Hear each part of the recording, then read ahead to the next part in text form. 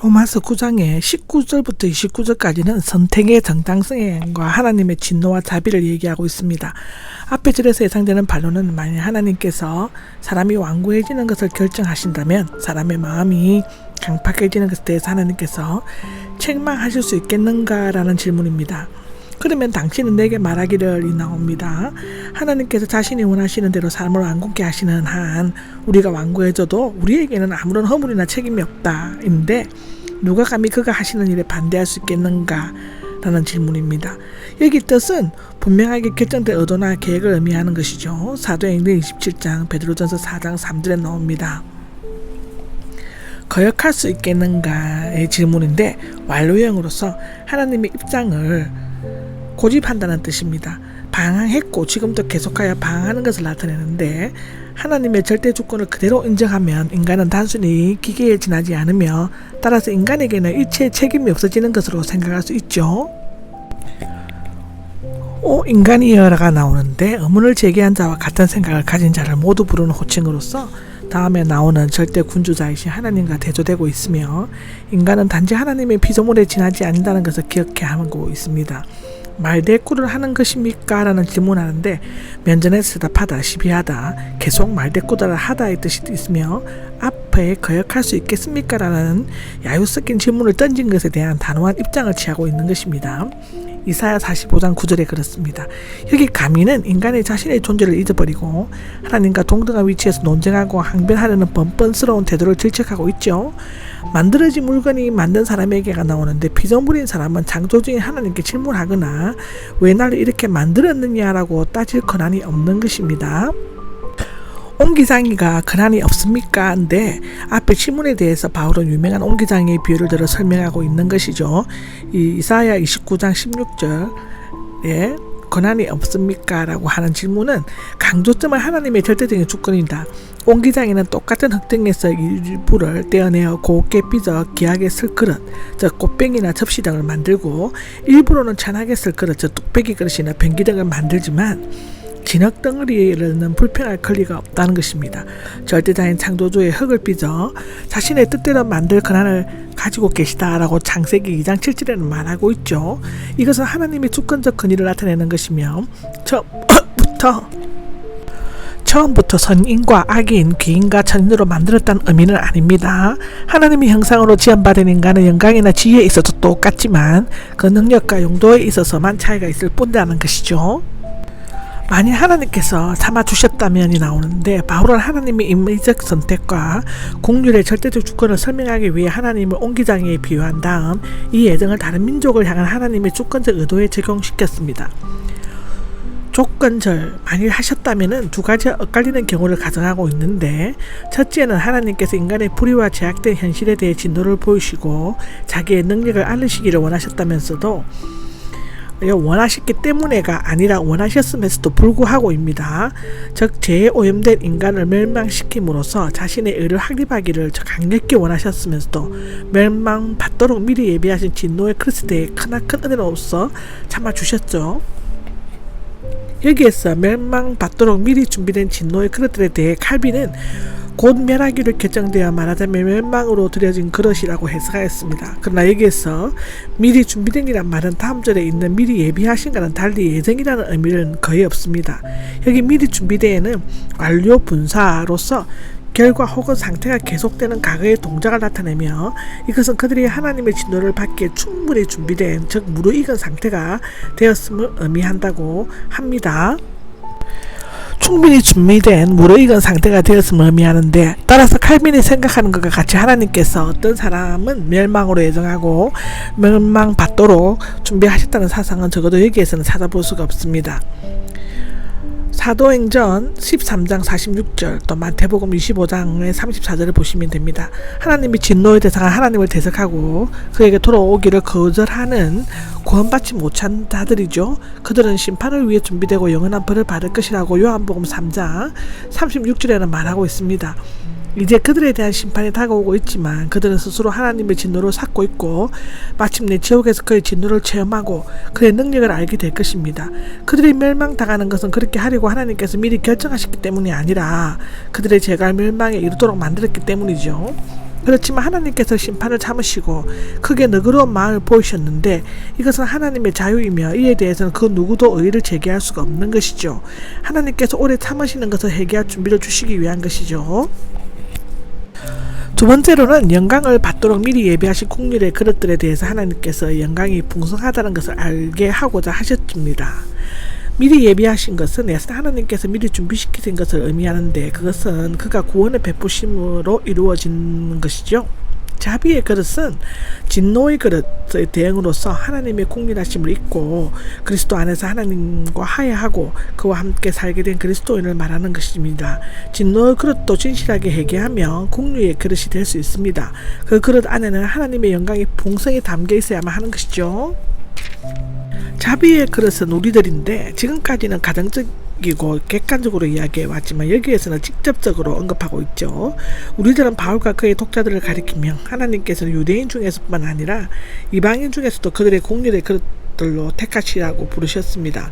유대인들에게 있어서 이방인이 구원을 받아 하나님의 백성이 된다는 것은 도저히 상상할 수 없는 일이었습니다.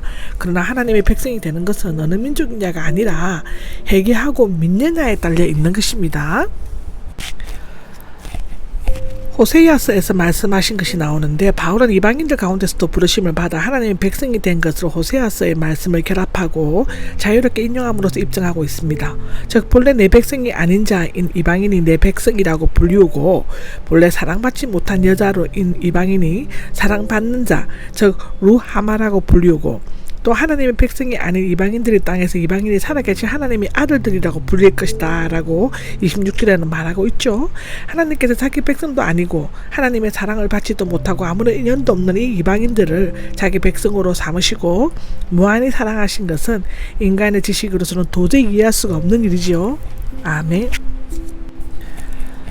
이사야는 외치기절이 나오는데 바울은 하나님이 그의 주권적인 선택과 부르심에 있어서 비록 소수이긴 하지만 언제나 유대인들을 포함시켰다는 사실을 뒷받침하기 위해 이사야서의 문장을 자유롭게 인용하고 있는 것입니다. 이스라엘 자손들의 수가 바다의 모래와 같이 많을지라도 패역한 이스라엘을 심판하실 때 하나님은 주권적으로 선택하신 남은 자들을 구원하실 것이다 라고 하시는데 남은 자는 원래 포로로 아수라나 바벨론에 끌려가지 않고 조공에 남겨진 자를 표현하는 말이었거나 이사야 즉 역시 바울도는 마지막까지 여호와를 신뢰하고 구원받은 자들에 대해서 사용하고 있는 것입니다. 이사야가 돌아오리니라고 한 부분에 바울은 구원을 받을 것이라고 하고 받고 인용하고 있습니다. 돌아오리니가 해시미를 의미한다면 뜻은 같다고 할 수 있죠. 하나님께서는 땅 위에서 그 말씀하신 것, 즉 예언자들을 통해 그 백성에게 주신 경고의 말씀을 온전하게 그리고 신속히 성취할 것입니다. 예언된 약속들은 이스라엘과 유다가 포로로 잡혀가고 예루살렘이 멸망당했을 때 AD 70년경에 성취되었으며 또한 이스라엘 민족이 최종적으로 해방될 때 완료될 것이라고 성경은 기록하고 있죠.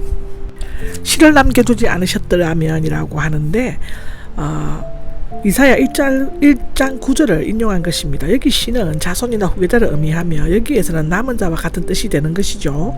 특히 시에는 자손을 남긴다는 의미가 강조되고 있는데 사실상 이스라엘 역사는 하나님에 대한 반역과 배신, 불신의 역사였죠. 하나님의 공률과 자비가 없었다면 그들은 영적 윤리적인 타락 때문에 하나님에 의해 멸망당한 소돔과 고모라처럼 되었을 것입니다. 창세기 18장을 보시면 됩니다. 그렇지만 그 가운데서도 비록 적기는 했지만 여호와를 신실하게 믿는 남은 자들이 있었고 그들에 의해 이스라엘의 역사는 계속 이어질 수 있었던 것입니다. 30에서 33절까지는 이스라엘의 그릇된 열정과 복음에 대해서 얘기하고 있죠. 이스라엘은 의를 구했지만 행함으로써 얻으려고 노력함으로써 의에 이르지 못하였고 이방인은 의를 구하지 않았지만 믿음으로 말미암아 의롭게 되었습니다. 이 부분에서 왜 이방인이 구원을 얻고 이스라엘 민족이 실족했는지를 밝히고 있는 것입니다. 이것은 우리가 분명히 알아야 합니다. 무엇이라고 말해야 합니까? 라고 질문하는데 지금까지의 결론이며 최종적인 변론으로서 모순처럼 생각되는 역설적 결론에 도달했을 때 그것을 정리하여 새롭게 전개하기 위해 바울이 잘 쓰는 수자적인 어법이죠. 이방인들이 나오는데 하나님과는 아무런 인연이 없고 하나님의 의를 알지도 못하는 자라는 의미죠. 그들은 하나님 앞에 의롭다함을 얻으려고 의를 추구하자 사냥꾼이 짐승을 쫓는 것처럼 온 힘을 다해 쫓는 것을 의미하지 않지만 복음을 전해 듣고 믿음에 들어감으로써 의를 얻게 되었던 것입니다. 이방인들도 로마의 세계 윤리론에서 말하는 도덕적인 의를 추구했지만 구원을 표하는 의에 대해서는 알지 못했고 구하지도 못하였습니다. 31절에 이스라엘이 나오죠. 이방인들과는 달리 이스라엘이 의식적으로 의를 추구했고 의를 이루는 길을 율법을 준수했지만 그 율법의 정신에는 훨씬 미치지 못하였습니다. 구하지 않는 이방인은 얻었고 구한 이스라엘은 얻지 못했다는 것은 모순적인 영적 현실이죠. 신비로운 경건의 비밀인 것입니다. 여기에서 의율법은 모세의 율법뿐만 아니라 의를 이룰 수 있다고 한 장로들의 유전법 등을 포함한 모든 법을 가리키죠. 왜 그렇게 되었습니까? 라고 질문합니다. 만일 그들이 인간의 제약된 현실과 하나님의 절대적인 공률에 대해 올바르게 이해하고 있었다면 자신들의 율법을 완전히 지킬 수 없었으며 제 삶을 위해서는 믿음으로 하나님께 돌이켜야 한다는 것을 인정해야만 했죠. 그들은 하나님의 백성이지만 그 기본적 인식에 있어서 큰 오류를 범했을 뿐만 아니라 계속해서 자신의 노력으로 그 법을 지키려고 노력하였습니다. 그것은 그들의 어리석은 착각이었고 치명적인 잘못이었죠. 결과적으로 그들은 걸림돌에 걸려 넘어졌습니다. 메시아이신 예수 그리스도이신데 그는 유대인들의 기대대로 따라주지 않으셨기 때문에 오히려 멸시와 배척을 당하셨죠. 유대인들은 하나님의 뜻이 계시된 율법에 대해서는 열심히 나타냈지만 그 계시의 본질인 예수 그리스도에 대해서는 전혀 알지 못하고 오히려 십자가에 못 박아 말았습니다. 고린도전서 2장 8절에 나오죠. 요컨대 하나님께서 그들을 버리시는 것은 의미대로 결정하신 것이 아닙니다. 그들이 의를 얻는 하나님의 방법인 믿음을 거절했기 때문인 것이죠. 기록되어 있는 바인데 바울은 하나님께서 이스라엘의 배신과 반역을 미리 예견하셨음을 보여주시기 위해 이사야 8장 14절, 28장 16절을 인용했는데 이 두 구절의 결합은 하나님께서 시온해 주신 그 바위에 대한 사람들의 두 가지 엇갈린 반응을 묘사하고 있습니다. 여기 걸림돌과 거치는 바위는 본래는 여호와를 가리켰습니다. 당시와 후에는 메시아를 의미했으며 바울은 그리스도에게 적용시키고 있죠. 시편 118편, 마태복음 21장, 사도행전 4장을 보시면 됩니다. 유대인들은 예수님을 예언된 메시아를 인정하지 않았는데 그 이유는 예수님이 인간이요 안식일을 무시하고 대사장 반열에 나서지 않았으며 율법을 초월하고 죄인과 장기들과 교제하고 십자가에 못 박히셨다는 것 등을 들었습니다. 그로 말미암아 유대인들은 그 돌에 부딪혀 걸려 넘어지고 말았죠. 그러나 그를 믿는 자는 부끄러움을 당치 아니하고 보배롭고 요긴한 모퉁이 돌이신 예수 그리스도로 말미암아 구원의 반석 위에서 즐겁게 노래를 부를 수 있는 것입니다. 아멘.